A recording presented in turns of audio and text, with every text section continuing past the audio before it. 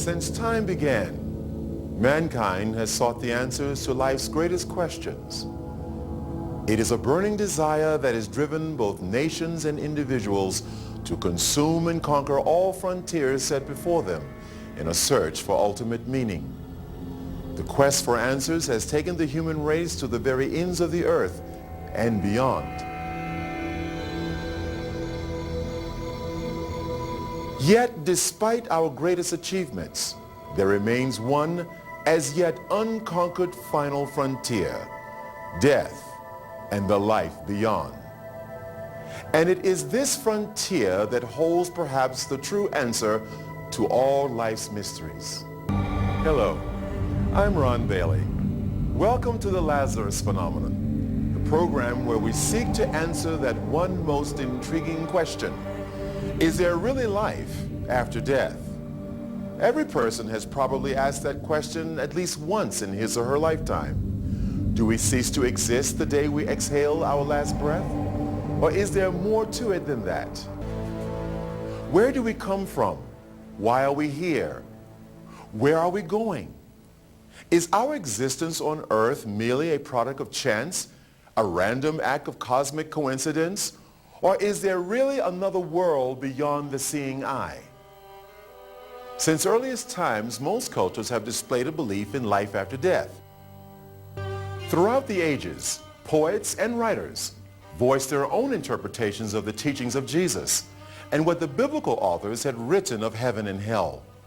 One particular story related by Jesus himself was of the rich man and Lazarus. There was a certain rich man clothed in purple and fine linen.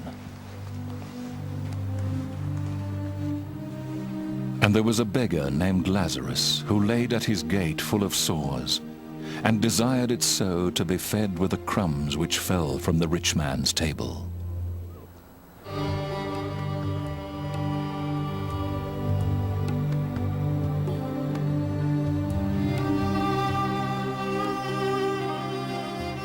Moreover, the dogs came and licked his sores.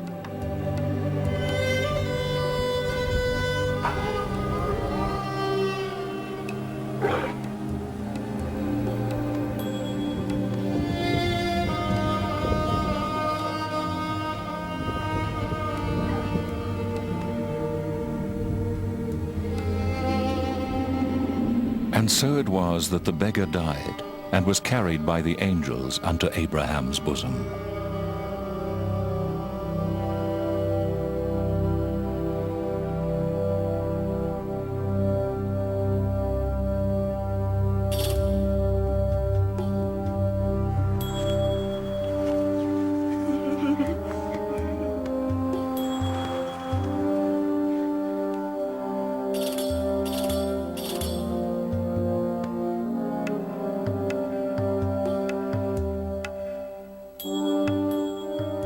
Now the rich man fared sumptuously every day, feasting and dining to his delight.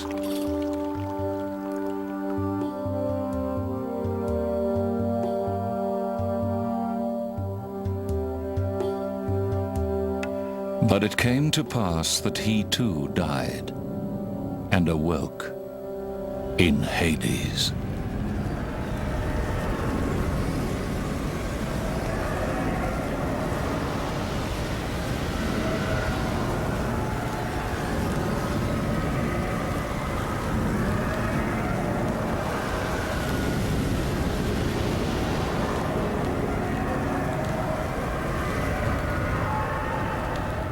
And while in torment, he looked up and saw Lazarus and Abraham afar off. Father Abraham, have mercy upon me. Send Lazarus to this vicar in water and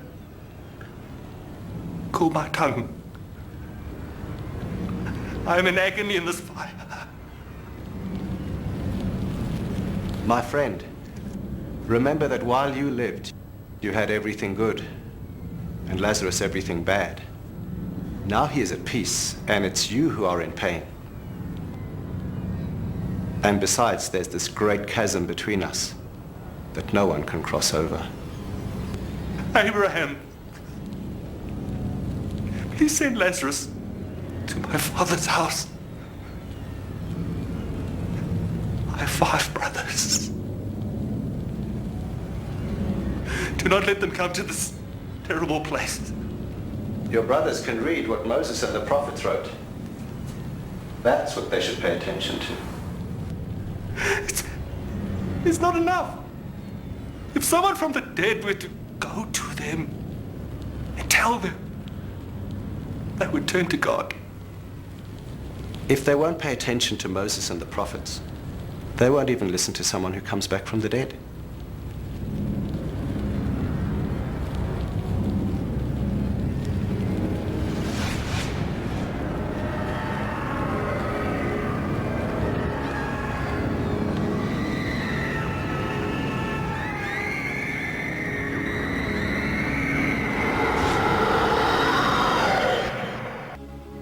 Towards the end of the 20th century, a phenomenon arose in which people reported near-death experiences, otherwise known as NDEs, in which they encountered some form of afterlife reality. Modern medicine began referring to these occurrences as the Lazarus phenomenon, after another biblical character, also named Lazarus, who was revived by Jesus 4 days after his supposed death. Our best source of information is the human experiences of those who have undergone death and seen the other side. One such story is that of Daniel Ekechukwu, an African pastor who lay dead in a mortuary for 3 days, yet lived to tell the tale. Let's join him now in Nigeria, where he tells his story of how he was raised from the dead.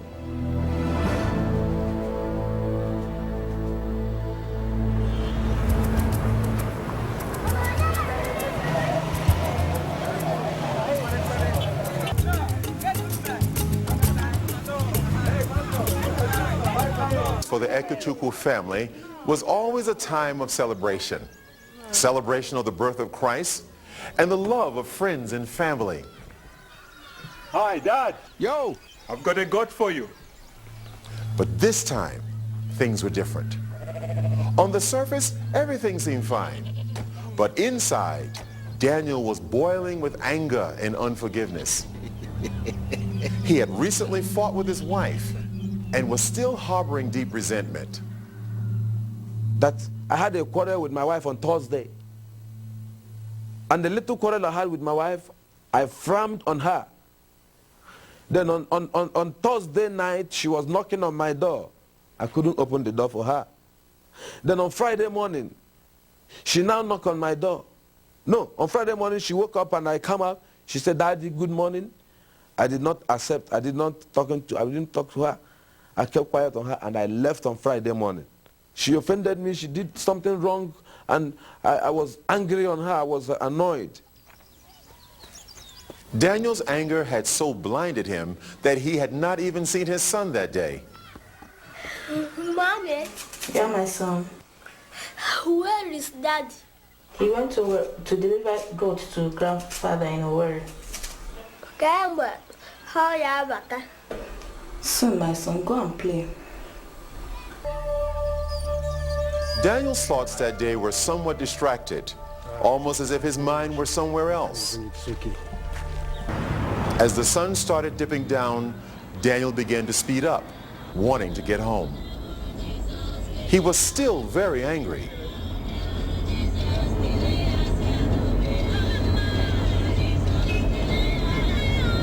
As he headed down one of the dirt roads, he reached down to apply the brakes. But there was no response. Daniel began to pump the pedals furiously, but to no avail.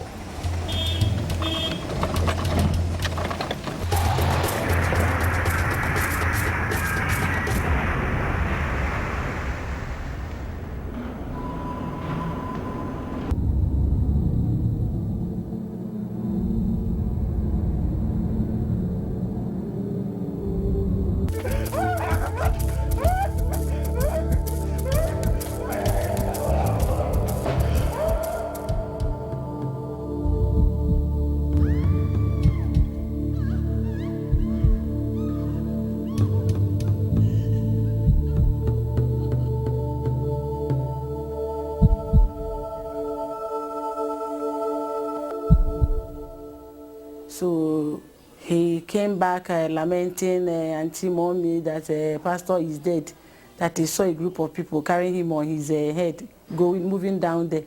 So the moment I heard him screaming and I heard that pastor is dead, I knew he's my husband. So from that upstairs, I ran down. I began to run towards the place where the accident happened. When Nega arrived at the scene of the accident, she learned that Daniel was still alive, but in a very serious condition. Bystanders had taken him to the local hospital where Nega found him. After being rushed to the intensive care unit at Burunyu Hospital, Daniel refused to be treated. Instead, he insisted that he be taken to his family doctor, all the way out in Owerri. I must go to Dr. Mizrake. He's our family doctor at Owerri. Family doctor? It's what my husband wants. The hospital surgeon told Daniel's wife in no uncertain terms that he was in no state to travel, given the extent of his injuries. In the head. He's concussed. He's confused now. And he's in no position to decide what's best for him. But despite the surgeon's pleas, Nega was adamant. It's what my husband wants. If he lives now, I'm afraid he will die. And I'm certain of that. Then they discharged us that night. They said I should sign that I'm taking him on my own risk. Then I had to do it. So we took him to his private doctor at Owerri. On our way to that place, he called me that I should take care of the church and the ministry and the children. Take care of the children and the ministry. Shh. Don't try to talk. Abuja House. Please don't talk. Someone called early and When the ambulance that took me from the hospital and my wife, they were on a high speed rushing me to another better hospital. So suddenly I had some feelings, and for me to look up, I saw two angels. When Daniel saw the two angels, he wanted to let his wife know, but the angel indicated that he should keep silent. Immediately, Daniel's power of speech was taken from him. Nega began to cry, fearing that Daniel would die. The angels took Daniel by his shoulders and lifted him out of the ambulance. Suddenly, Daniel found himself in another place with one of the angels. Daniel, I have a lot to show you.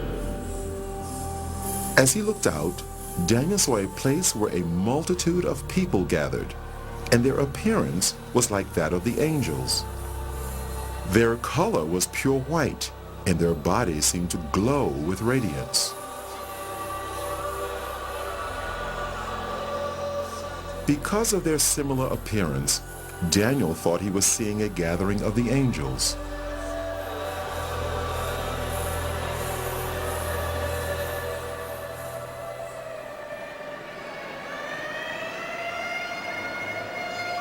Meanwhile, the ambulance rushed to St. Eunice's clinic in Owerri.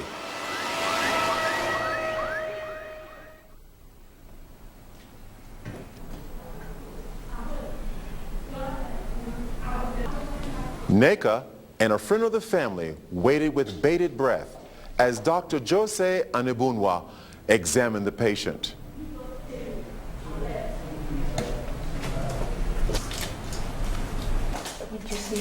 Where's Nega? Oh, I'm sorry. I'm sorry. There's nothing I can do for you. I'm sorry. This is the death certificate. Give it to the mortician. He'll take care of you, okay? I'm sorry.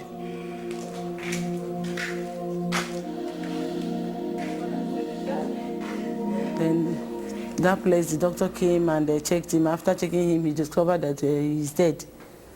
That no respiratory organ, that everything is seized, that we should go away or we should deposit him in his own mortuary. Then to me, I disbelieved him. I said, no, that my husband is not dead. He cannot leave me and go like that. This is not the gathering of the angels, Daniel. This is the gathering of the saints.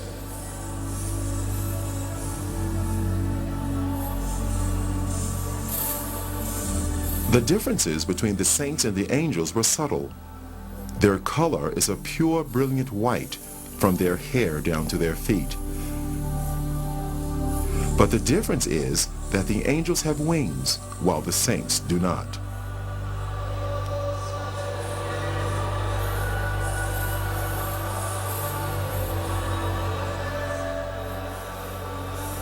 The saints were worshiping God. They worshiped God with one voice and raised their hands as they were singing.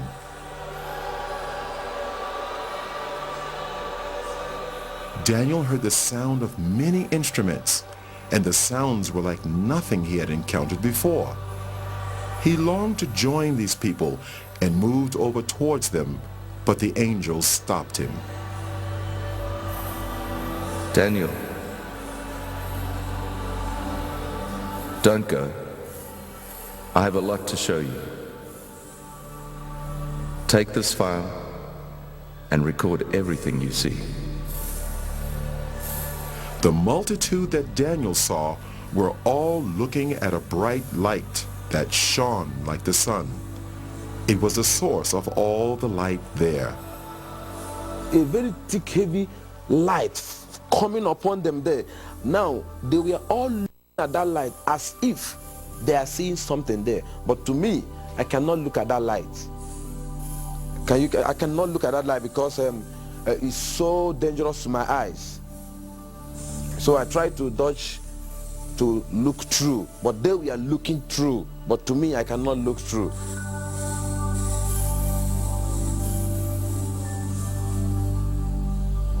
Daniel's body was taken to the mortuary where Burlington Manu, the local mortician, arranged the burial. So we'll start the embalming procedures. I will need 1,000 naira. Then you get me the gloves, his dresses, and you get the coffin ready. Then you give me 2 days interval before you come for the collection. Is that all right by you? It was on the 30th of November, 2002. That was the day they brought one Reverend Daniel Eke. He died on accident case. That was the day. Brought by the father known as Mr. Lawrence Eke Ihuba. Then after the treatment, I gave some injections, some meals about, this is 5 mil syringe. I gave about 6 syringes to the fingers and the toes to treat before the embalmment.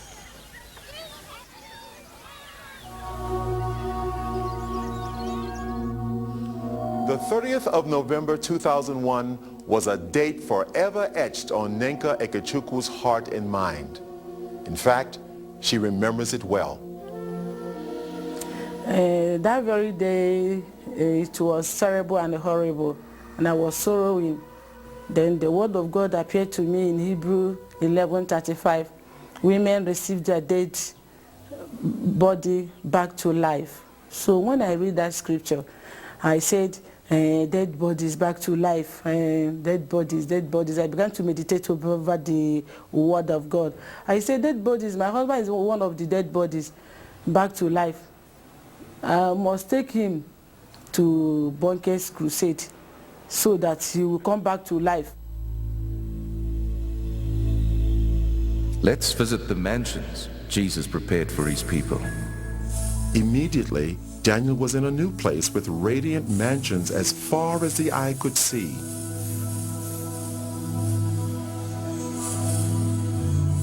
It was incomparable to anything he knew on earth. Though the appearance resembled buildings, The structure was unusual, not made of any earthly materials.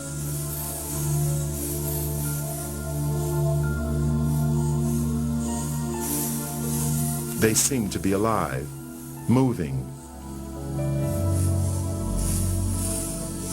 Daniel,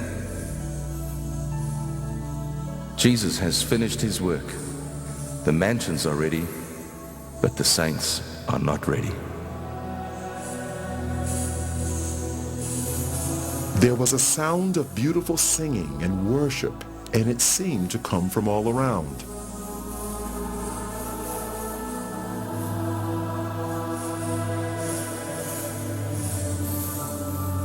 Daniel wondered where the singing was coming from, because he could see no people there. Daniel, the worship song you're hearing is being sung by the flowers.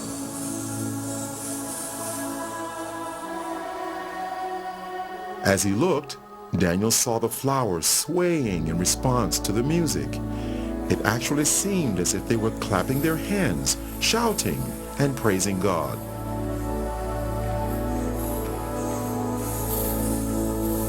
They are waiting for the saints.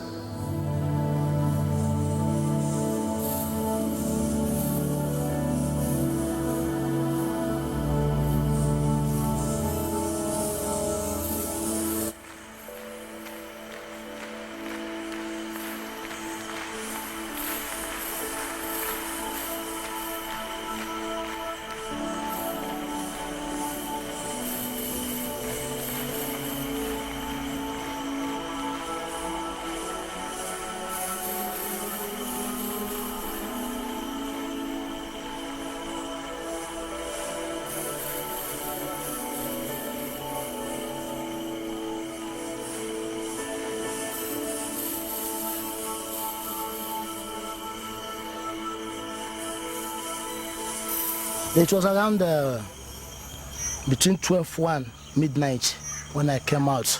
I started hearing some noise over here. I wondered maybe the churches, the church people over there, maybe they're having crusade or something like that.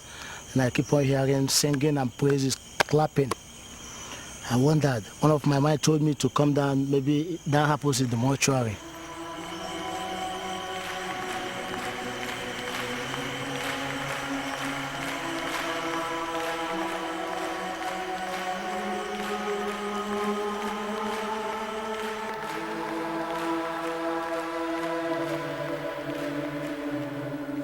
We are now going to visit hell.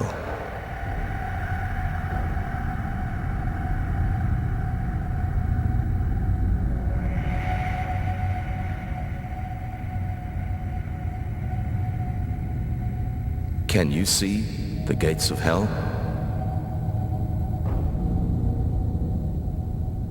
The angel raised his hand, and as he brought it down, the gates ripped open with a great noise. Daniel could hear the crying and wailing of many people, but he could not see any of them.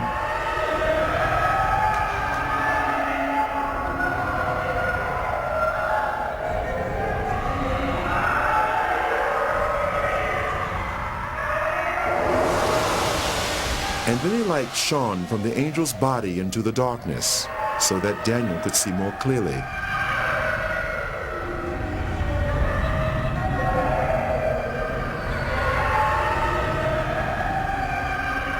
There were many people there, but unlike the souls in heaven, the appearance of these people was as it had been on earth. They were from every race, culture, and nationality. Every person seemed trapped in their own personal torment, a torment which would go on for eternity, and they could not communicate with others. The sounds of crying and wailing were almost deafening.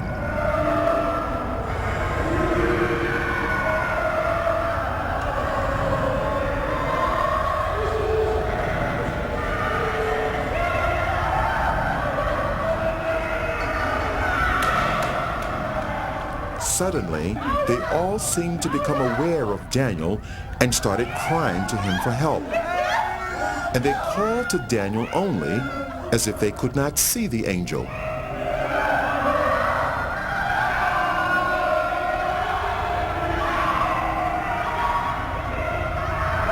Please help! I'm a pastor. I stole money from the church and I lied. Help me, please. I'm ready to repay. Help! Immediately after the pastor made the statement, the force that was tormenting him seemed to increase.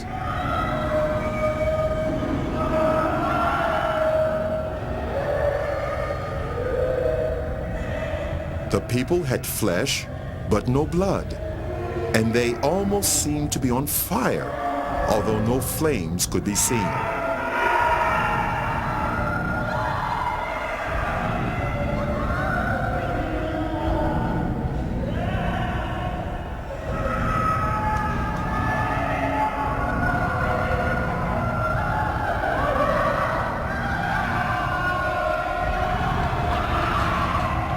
There was a group of people that were eating their own flesh.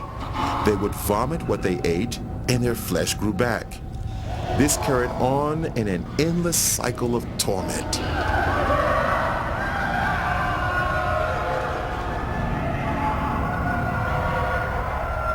Those people you see eating themselves, they practiced witchcraft while they were on earth. They specialized in eating human flesh, and now they'll eat themselves forever. They are reaping what they sowed. That place is not good for any human being created by God to go. And God did not make that place for human being. He made that place for the devil and his agents. But stubborn human beings who will disobey God like the devil will also go there. God have no mind to put any human being in hell. It's a dangerous and a deadly place he made for the devil and his people. What was to follow was an earth-shattering statement by the angel. Daniel couldn't have imagined in his wildest dreams that he would hear the judgment. Daniel, if the book of your life was to be closed today, this would be your portion. No. I'm a pastor. I'm a child of God. I'm born again. And I preached all over this country. I mean, the country in which I'm... This can't be. No. This can't. Enough. Daniel, on your way to the first hospital, you were asking God to forgive you, but you would not forgive your wife, and your sins have not been forgiven. It is a matter of reaping what you've sown. You cannot sow unforgiveness to your wife and reap forgiveness from God.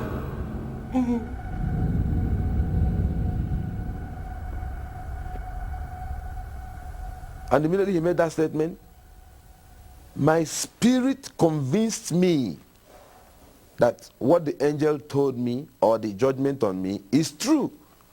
I didn't say no, because I remembered that I had a quarrel with my wife on Thursday.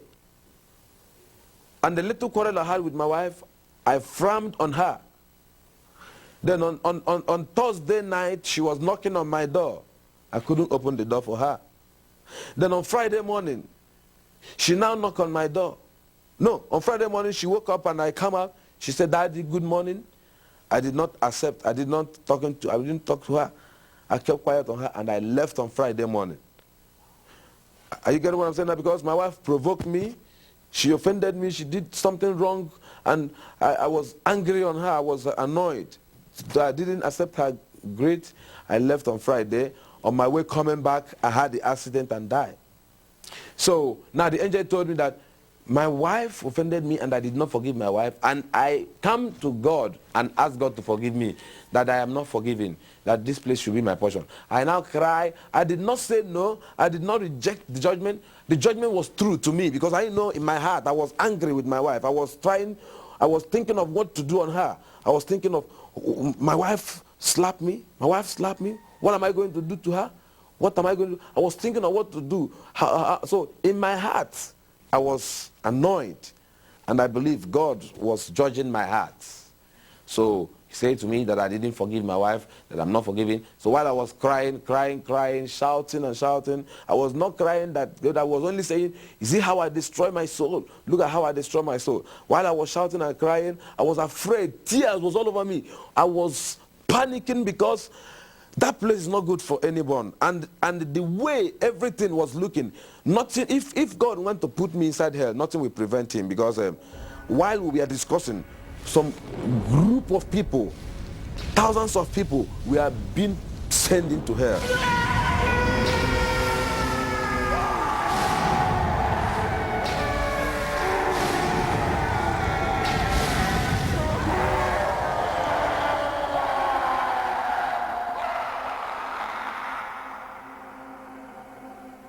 Then in me, I concluded in my heart that I must do something to make sure that my husband is revived, that I believe that he must come back to life. If I should make a step of faith, that something good might come out of it.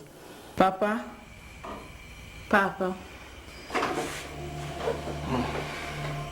What? We'll take his body to church. What? Guinea? We must take Daniel's body to church. Madam, my daughter, Daniel is dead and is gone. He will come back to life, I know it. Nega's father-in-law dismissed her request to remove the body from the mortuary.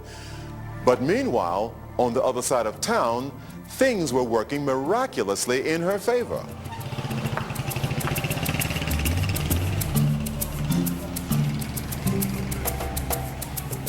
As early as 5:30 to 6, I left my house with the address, tracing the dad, reaching Amimo Ikeduru. Then when I asked of the man, the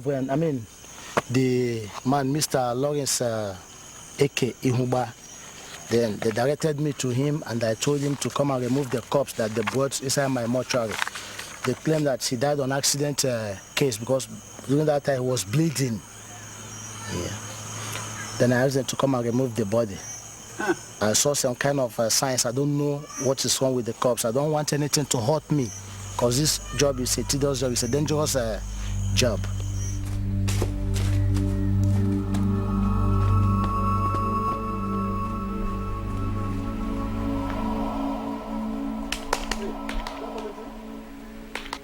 Morning, Dioba. What brings you so early? I want that body out of my morgue. Why? Things happened last night. What thing happened? What happened? Sounds of music coming from his room. Oh, calm down. The music may have come from the village. They were villagers marrying. What does that got to do with the dead? Not that. What exactly? This is no dream. There were music coming from his room. Dioba, tell me, were you drinking last night or what? I didn't drink anything. I mean every bit of it. And we took him from the mortuary, we dressed him up and put him inside the casket. Then we took off from Owerri. Then we continued coming down to Onitsha. His glorious cathedral, Grace of God Mission, Anambra State, that was Aguleri, Umuleri Road, where Reverend Rehad Bonke serving crusade, that let Rehad Bonke pray for him that he will raise again. I started laughing. So this comes, they say, yes, okay, give me the tally. She went aboard the tally and cleared their bill. Then we dress the body. When I dress the corpse, I call on my assistant to join me. They hired an ambulance. They went and bought a coffin, the white coffin inside the rope there. I said, okay, I'll go with 2 people. Let me witness. Maybe it is the power of God, or anything that happens, I will know. So when we arrived there with our siren, there was tension all over. Security people came, both the church security, the one they signed from local government, even from federal government, even the one that came with Bonke. Some of them, they thought that we were evil people that came to bomb Bonke at the first time. They were pushing me left, right, and center. Then I was withstanding their pushing and their torment. They were abusing me and calling me all sorts of names. So at the time I told them that he's dead, he's even a man of God. You people should not kill me. He's a man of God, only that he had an accident and died, that they should allow us to take him inside so that Bonke can pray for him. And I believe that he can come back to life. The security guards refused them entry into the premises, thinking they might have a bomb in the casket. The procession was redirected to a facility in the back of the church. Daniel was taken out of the casket and laid on a table. People started praying for him, praying for resurrection. Then the angel said to me that he's sending me back to the world to go and warn this generation, because this is going to be the last warning to this generation.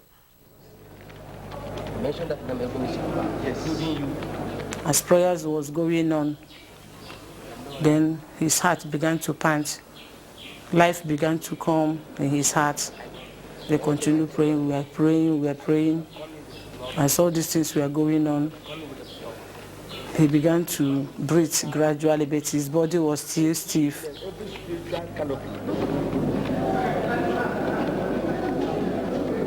I saw myself being held of a lot of people.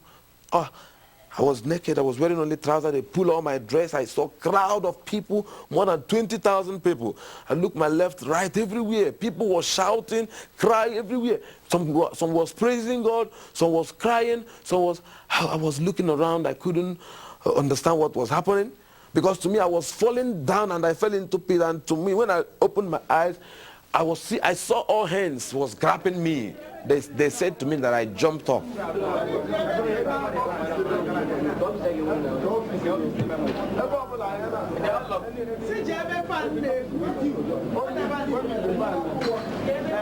I saw this big cathedral.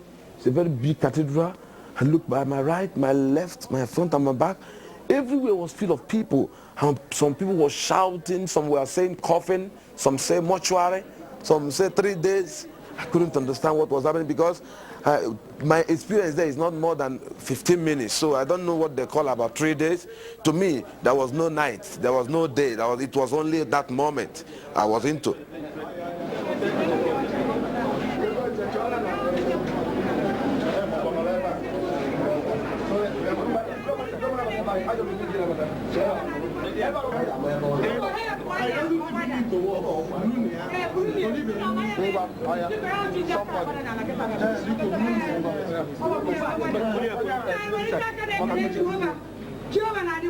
I now said to my wife, yes, what is happening? She said I should keep quiet until when we get to the house. Brought me back to my house, this place with my wife. So when we get inside the bedroom, that's been on 2nd of December, I asked my wife, what is happening? What about coffin and 2 days and mortuary? What is happening? Then my wife now began to look at my body where they injected chemical, and she said, Daddy, did you know you was in mortuary 3 days? And this is the death certificate, you know. While I left the ambulance, they still went to the hospital. So the doctor now confirmed that I have died. They now use their equipment, check, according to, you can see, they check the heartbeats, everything, the eye pupil, everything, according to the doctor. After checking everything, he now confirmed that I was totally dead. He now gave them certificate that they should remove me. You can see it here, say, remove for mortuary.